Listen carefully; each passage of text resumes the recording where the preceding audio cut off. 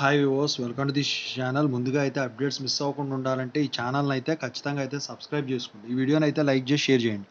Telegram link, WhatsApp link రెండు డిస్క్రిప్షన్లో ఉన్నాయి. ఖచ్చితంగా అయితే జాయిన్ అవ్వండి. పీడిఎఫ్స్, మెటీరియల్స్ వాటి కోసం ఎప్పుడైనా వీడియో పెట్టినప్పుడు అప్డేట్ మిస్ అవ్వకుండా ఉంటుంది.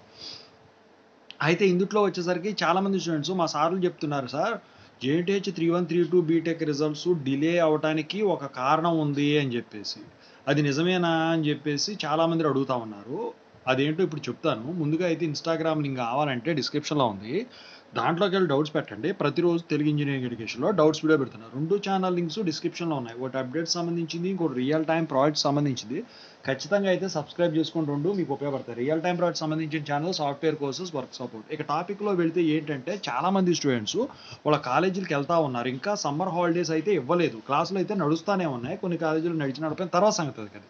అయితే ఇప్పుడు జరుగుతుంది ఏంటంటే, ఎంసెట్ అడ్మిషన్స్ ఉంటాయి కదా. ఎంసెట్ అయ్యాక మరి అది అవ్వాలంటే ఇన్స్పెక్షన్ అనేది అవ్వాలి కదా. ఇన్స్పెక్షన్ జరుగుతూ ఉన్నది కదా.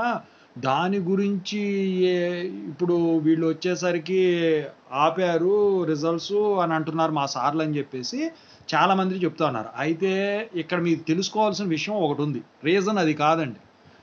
ఇన్స్పెక్షన్ గురించి అయితే రీజన్ కాదు. అది కూడా ముందు ఇన్స్పెక్షన్ గురించి అయితే బీఫార్మసీ కూడా వదిలేశారు. అయితే ఇన్స్పెక్షన్ గురించి అయినట్టయితే వాళ్ళకే నయం. ఎందుకంటే ఈ రిజల్ట్ అనాలిసిస్ ఏదైతే ఉన్నదో ఎగ్జామ్ సెల్ మొత్తం కూడా వాళ్ళు ఇన్స్పెక్ట్ చేస్తారు. కానీ ఇంకో విషయం మీకు తెలియనుంది. ఏంటంటే యూజీసీ వచ్చేసరికి ఒక పర్మిషన్ ఇచ్చింది. ప్రతి సంవత్సరం ఇన్స్పెక్షన్ చేయాల్సిన అవసరం లేదు యూనివర్సిటీలు వాళ్ళు అని చెప్పేసి. 2 సంవత్సరాలకో, 3 సంవత్సరాలకో, ఎన్ని సంవత్సరాలకో మనం చేశాను. నేను అప్పుడు వీడియో చేశాను.